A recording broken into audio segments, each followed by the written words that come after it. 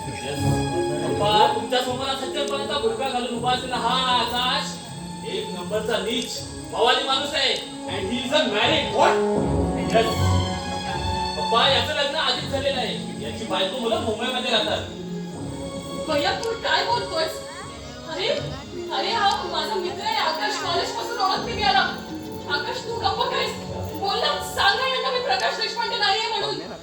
काय बोलत तू नताशा खरंच फार साधी आहेस आपलं नशीब चांगलं म्हणून नीट माणसापासून आपली सुटका झाली आतापर्यंत आकाश सांगितलं तर प्रकाश देशपांडे अशी किती रूपं घेऊन किती मुलींना फसवत असेल त्या देवताने मुंबईमध्ये राहणारी त्याची ती निष्पाप बायको आणि मुलंही तुझ्याप्रमाणेच याला देव मानत असतील ग एखाद्याकडे भाडोतीत राहायचं आणि त्याच घरातील मुलींना आपल्या प्रेमाच्या जाळ्यात अडकवायचं आणि त्यांच्याशी लग्न करायचा असा नीच धंदा यायचा नाही नाही हे सगळं खोटं आहे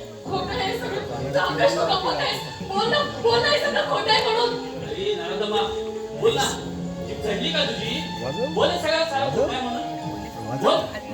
सांग ना. आल्या पहिल्या भेटीमध्येच ओळखलं होतं तुला पप्पाला बरं नाही की तू पळून जाऊ नयेस तर तुला त्याची दादी लागू दिली नाही मुंबईला फोन करून सारी माहिती काढली आणि तशी पोलिसात तक्रारी दिली तोंडावरती लेखी पुरावा आणि जर तुला आजच पुरावा पाहिजे असेल ना तर सांगतोय